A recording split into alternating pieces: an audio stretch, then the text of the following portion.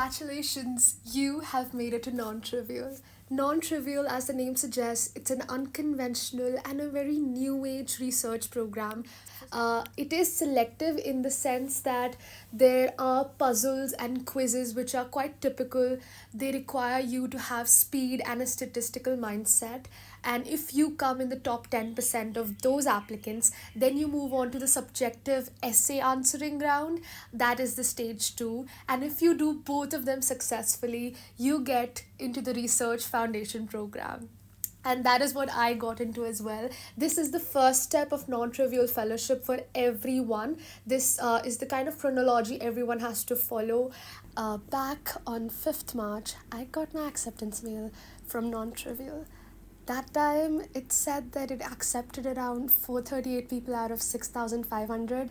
Then the stats updated even more, and now, according to the stats that I know and LinkedIn tells me, only 500 students out of the 7,500 who applied got in. I have applied to it previously as well. I couldn't get in that time. The speed wasn't good enough because they ask you a lot of good, rigorous questions. I actually wanted to delve into research and understand how it is to actually do no fluff, no buzzword, great, authentic research.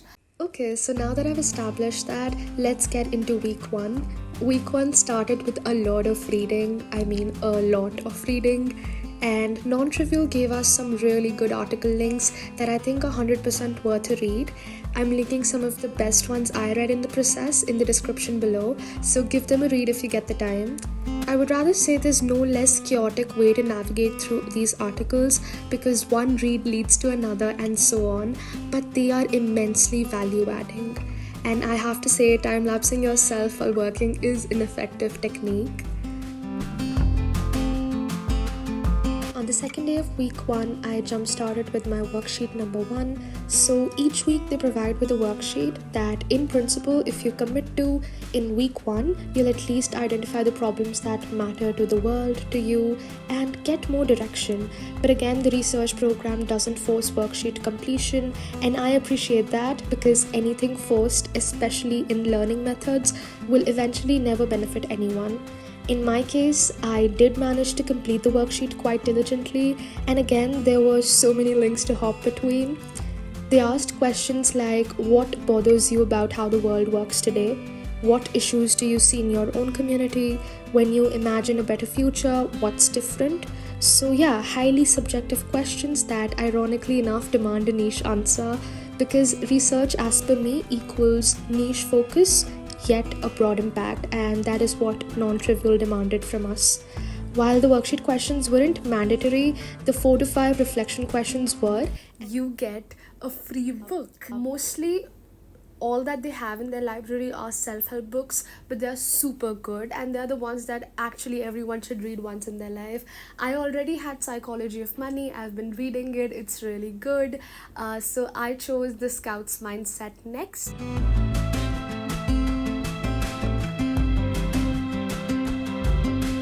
Okay, I think now it's a good time to talk about the problem statements that I have in mind. One of them is literally this blue light reflection.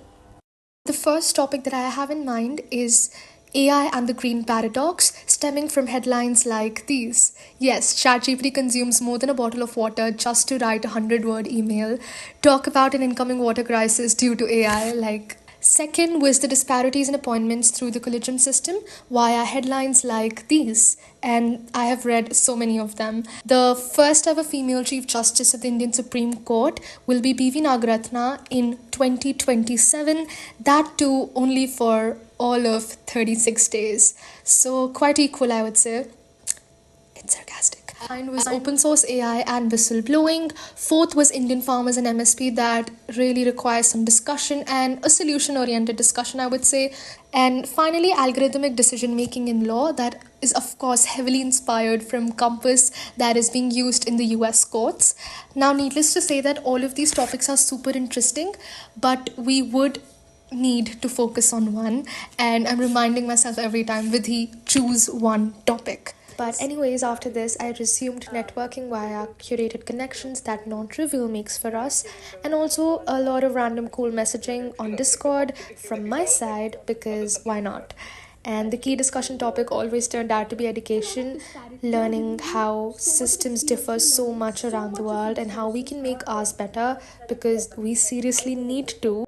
Like in one for like in one classroom we have like 165 students and one teacher. You have 155 students in one class? I were to give you one USP of this whole program, first is it's free, okay? So it is free, but the best asset of this whole program is its network. Undoubtedly, the network. I have met people from Argentina, Bangladesh, Ghana, Rwanda. A very great thing about non-trivial is that they do not force upon a solution. So solution finding is one of the biggest aspects of research, hands down. I agree with that. But an even bigger part is actually finding a problem statement to work upon. And in every additional reading that they gave us, which was so intriguing over the past 4 weeks, you saw it yourself. I mean, all of them focused on finding the right problem. Even the YC, the Y Combinator articles that I read, all of them also showed this, that if you are a person with a solution finding a problem, you are in the wrong space. But if you're a person with a problem finding a solution to that problem, you definitely have a long way to go, a difficult road to go. You're gonna end up being super successful, because that is the way to go, let's be honest. Being a law student myself, I took the issue of judicial case pendency, and that is a lot in India. So there are currently around 5 crore pending cases in the Indian courts, and maximum of them, 90% or more of them, are actually the cases which are pending with the Indian lower courts. Of course, the reasons are the lack of infrastructure, the delayed hearings. One of the major reasons that I saw while researching was the council not being available. It was not a linear research journey by any means. It had its own set of ups and downs, and quite complex to get around actually saying something substantial with your research, because the stakes are always high when it comes to research. I'm very well aware that even my research proposal at this stage, it requires mentorship to actually turn into a tangible solution or a research policy. So that was it. Thank you so much for watching. I really loved documenting this whole journey. And yeah, nothing else. I could yap for one more hour. See you in the next one.